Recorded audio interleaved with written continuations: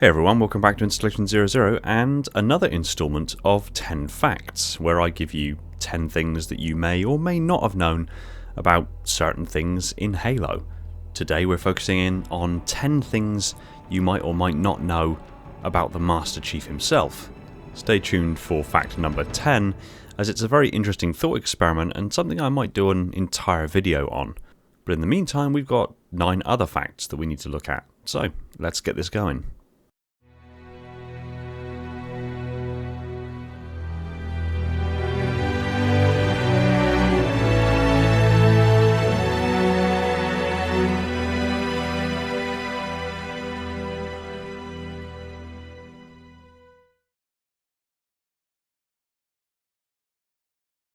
Master Chief is pretty average. Seriously, as Spartans go, he's pretty average. He's of average height, of average build, of average reaction time, of average strength, of average intelligence. He's an average marksman, an average CQC operator, an average driver, an average pilot, an average tactician and strategist. He is basically average at practically everything that he does. Obviously this is a bit of a misnomer because Spartans are anything but average. When you compare Spartan 117, the Master Chief, to any other normal human, he is both figuratively and literally heads and shoulders above everybody else. He is exemplary and literally cannot be matched. He is a super soldier, he's a Spartan too.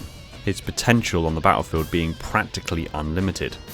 However, in comparison to other Spartan 2s, he doesn't really stand out in any other way than 1. His luck, and 2. That he's the de facto leader of the Spartans. Kelly is significantly faster than Chief. Fred is a much better tactician. Kurt, Sam and George are taller. William, Sam and George are all stronger. Linda is more precise with marksman rifles and long-range sniping. Kurt is better at sniffing out ambushes and is a better mentor and people person. Michael is better with technology and computers and is a significantly better pilot. Grace was better with explosives. In practically every metric you can measure the Chief, he is an average Spartan. He's still an exemplary and exceptional human being by comparison to normal human beings, but as far as a Spartan's concerned, he's pretty average. But he's also our big green badass. John was the very first Spartan viewed in the field for acquisition for the Spartan program. So if he was the very first, why isn't he John 001? The Spartan 2 program originally was planned to have 300 individuals. Unfortunately, that number was halved to only 150 before the project was even gotten to a stage where it was given the green light to go ahead. Those 150 viable candidates were identified via leftover traces of DNA and blood on vaccination needles, which were being provided free of charge by the Colonial Military Authority and the UNSC. Tens of thousands of needles with trace DNA were examined to try to find the very precise genetic markers that were required to become a Spartan 2. At this stage, the would-be candidates of the Spartan program weren't known by name, their location, or anything really other than their DNA profile. The Master Chief just so happened to be the 117th genetic profile identified as being viable for the Spartan 2 program. It was through Halsey's personal investigations that led her to have a keen interest in Candidate 117, which ultimately led to her personally identifying, viewing in the field and confronting Candidate 117 as the very first candidate for the Spartan program. So, in spite being the very first child physically identified for the program, he was the 117th genetically identified. We call the Master Chief not because it's just some title that's been given to him, but because it's his rank. But you see, the rank of Master Chief Petty Officer, within the Navy at least, is the highest rank that an enlisted man can achieve. It is a unique and special non-commissioned rank with the pay grade of E9. and it usually takes an individual quite a long time to achieve this rank. Just to become a Chief Petty Officer, to be eligible for that promotion, the individual must have served at least 8 years and completed certain specific training requirements. They must also pass a quite significant selection process that includes a written exam, a review of their service record, and an interview. The next rank above this is Senior Chief Petty Officer, and the only way to advance to that is if a board of Master Chiefs approve the promotion, and that only tends to happen once a year. And the individual must have already served at least 36 months as a Chief Petty Officer, alongside performance evaluations, peer recommendations, further leadership training, and an exam. To then finally be promoted to the Master Chief position, you have to at least have served 36 months as a Senior Chief Petty Officer, have exceptional performance evaluations, peer recommendations, even more leadership training, an exam, and the promotion has to be approved by a special advancement board. So that's a heck of a lot of work for John to go through in order to achieve the rank of Master Chief, right? Technically not. He had an absolutely unprecedented field promotion over a 3-rank jump from Petty Officer First Class to Master Chief Petty Officer, bestowed upon him by Marmon Crowther during Operation Silent Storm. And in spite of this, most of the other Master Chiefs in the Navy refer to him as the Master Chief rather than a Master Chief. But let's be honest, no one can doubt that he's worth it. As of the events of Halo Infinite, based in 2560, the Master Chief is 49 years old. He's pushing 50, but he isn't. All in all, by general estimation, because there's no exact figures on it, he spent between 6 and 7 years conservatively in cryo, but more likely closer to about a decade. So at worst he's 43, at best he's 40. However, on top of that, Spartans just don't age the same as normal human beings. Their genetics are already significantly more advanced and quote-unquote perfect than the average human being, and on top of that they're giving additional gene therapies as part of their augmentation sets.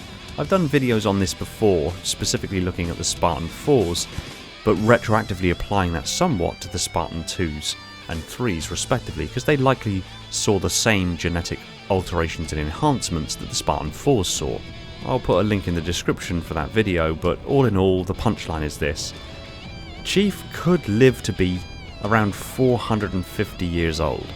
So by that metric, he's just over 10% through his life at the moment. And that's not even including the fact that their bodies don't even age like normal human beings do. Like, their wounds, their ailments repair themselves almost perfectly. You know, we see 40 to 50 years and we start getting aches and pains that don't go away because of damage we did in our 20s. So yeah, I wouldn't mind seeing a really old, grizzled chief still wearing his battle armor. That would be boss as hell. Anyway, moving on. It's no secret that when a Spartan arrives on the battlefield, it boosts the morale of the soldiers there. It's just a given. They are super soldiers. They're capable of immense feats of strength and speed. They can kill Covenant by their thousands. This is a war that humanity was ultimately losing really, really badly.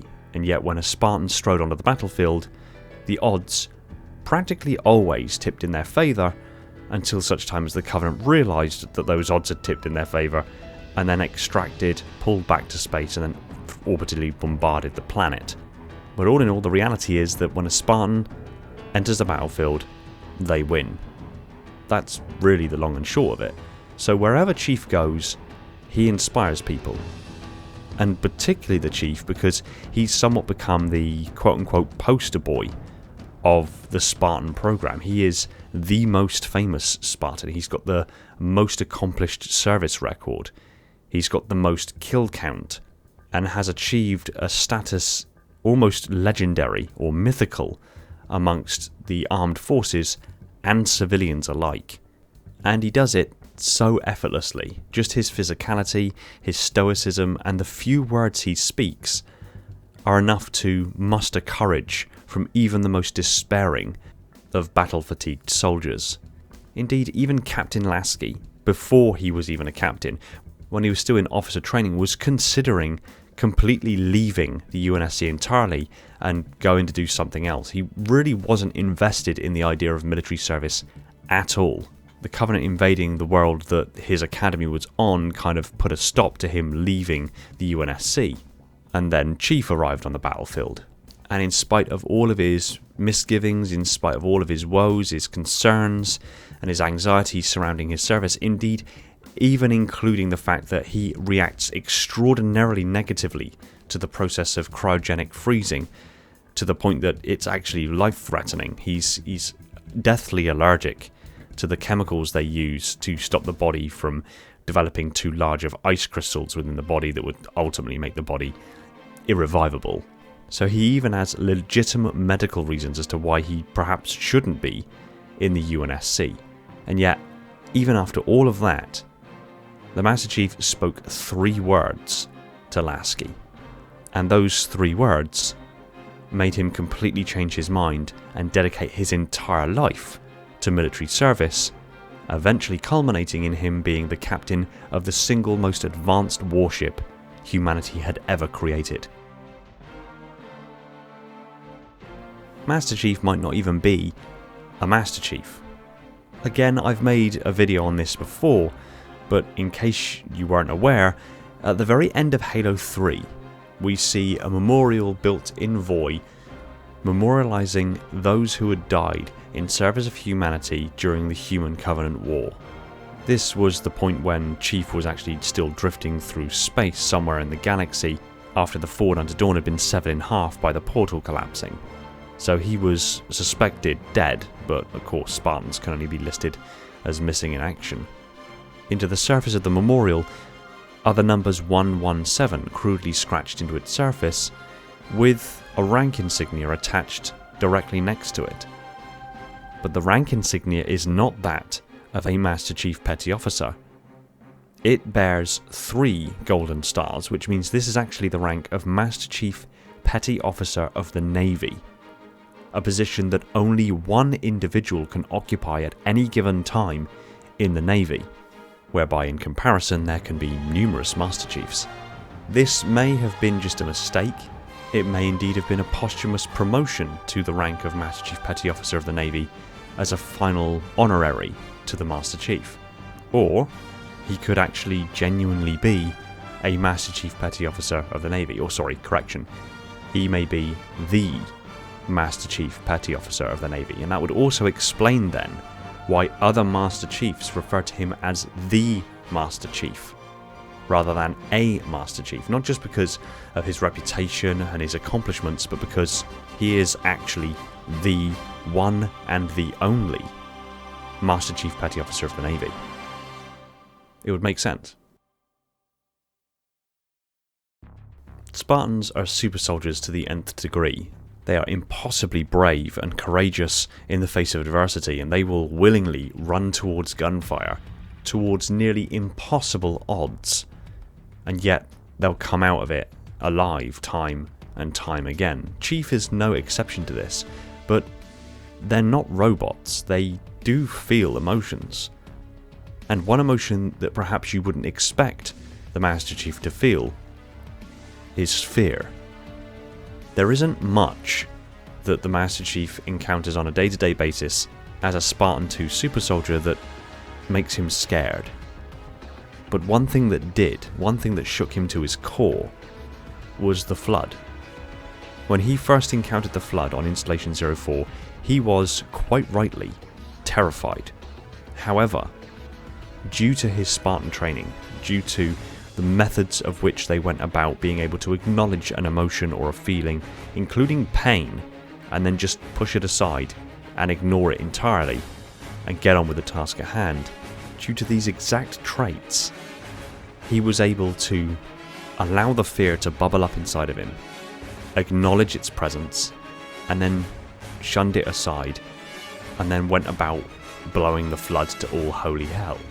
As a kind of marginal bonus to this one, I referenced pain just a moment ago. Pain can be crippling. If you have a pain that's high enough, it can cripple you to the point that you're unable to even move. Chief has had large sections of his quadriceps burned away because of plasma fire, and he's just kept sprinting through the pain. Hell, covered skin reacts negatively to the process of cryogenic freezing.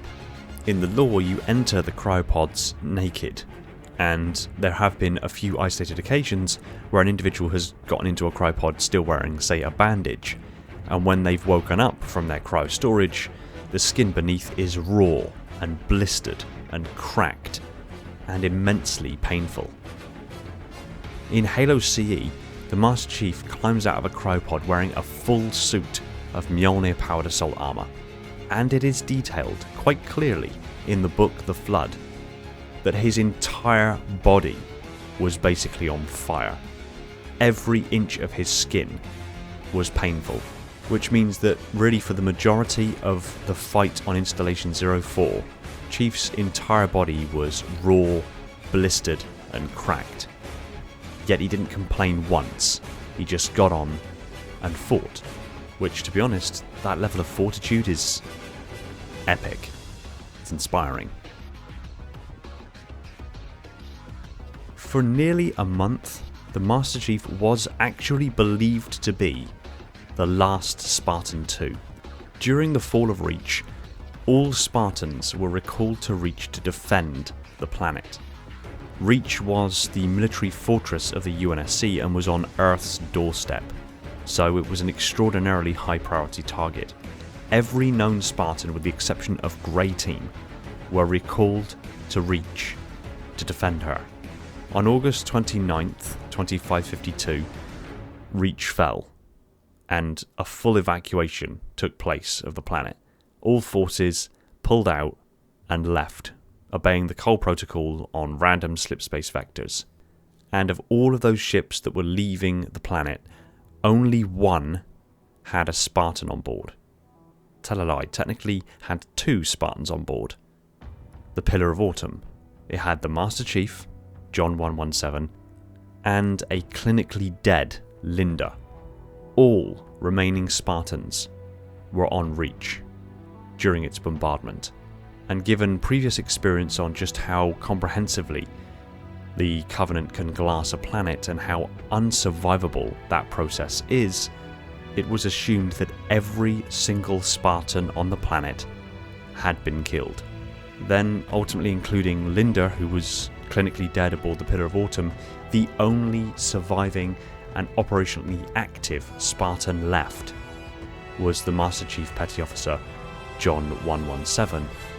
And it remained that way from August the 29th to September the 27th, when the Chief and the survivors aboard the Ascendant Gettysburg arrived back in orbit above Reach and found other Spartans alive on the surface. So for a solid month, Chief was truly believed to be the last Spartan. In somewhat relation to the previous fact, this one's quite an interesting one. So I think we can all agree there is a heavy use of biblical references in Halo. I mean, even the name Halo. There are prophets, there's the Covenant, the Ark, the Flood, and John 117, or more accurately, John 117, a verse from the Bible, which reads as follows: "When I saw him, I fell at his feet as though dead, but he placed his right hand on me, saying, 'Do not be afraid, I am the first and the last.'" So in that very reference, in that biblical reference, John's status, so to speak, as the first Spartan and the last Spartan are galvanized. John was the very first candidate actively observed in the field and acquired for the program. And, as previously said, for at least a month duration in 2552, he was believed to be the last Spartan. And finally, fact number 10, Chief and the Flood might have a little bit more in common than we thought. Yeah, this one's quite an interesting theory that I think I'm going to draw out into a larger video, but I'll give you the punchlines. So in Halo 4, Chief interfaced with the Librarian, and during this, the Librarian revealed to the Chief that he had a gene song within him that had many gifts, and one of those gifts just so happened to be an immunity to the Composer.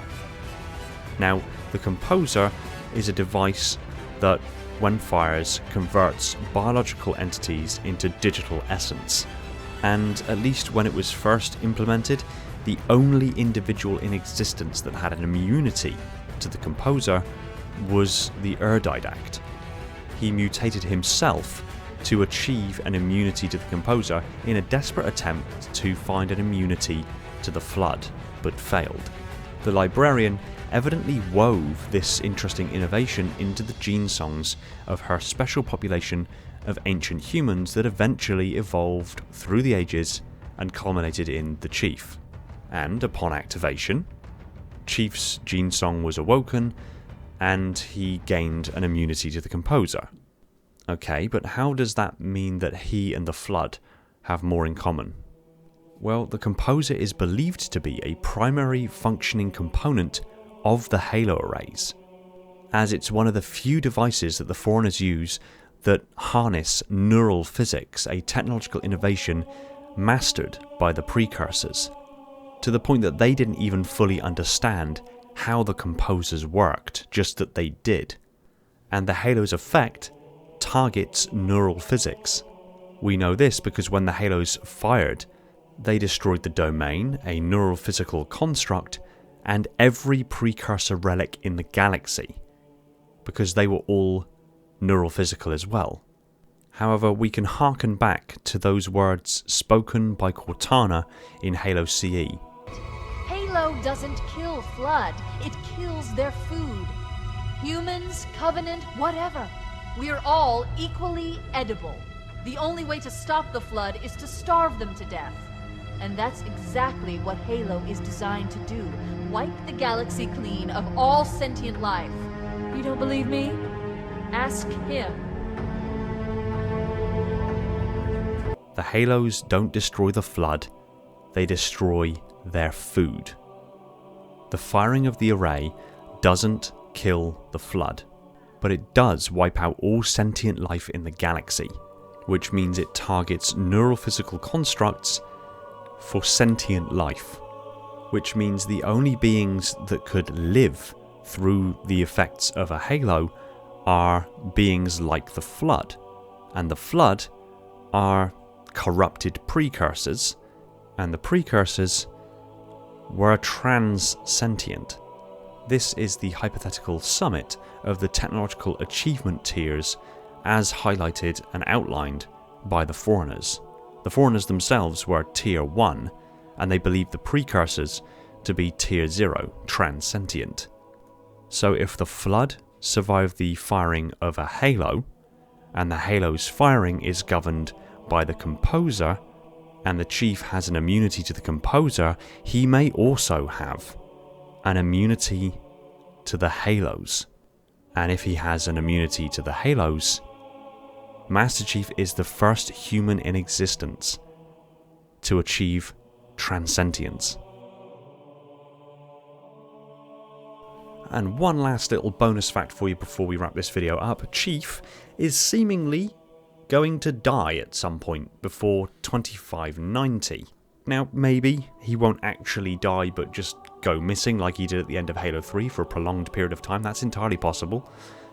But at least if the Believe campaign is to be, well, believed, the veteran speaking in the Believe campaign about the John 117 monument and the fact that there was a token ceremony and a burial, even with an empty coffin for the Chief, that all took place in 2590. So, assuming that the lore doesn't get retconned, or indeed assuming that it hasn't already been retconned, Chief's gonna die at some point between now, 2560, and 2590. Certainly something to think on, but to be honest with you, the thing that's going to be keeping me awake for a while is Chief being transcendent. I'm probably going to make a much larger, more extrapolated video on that. But until I do that,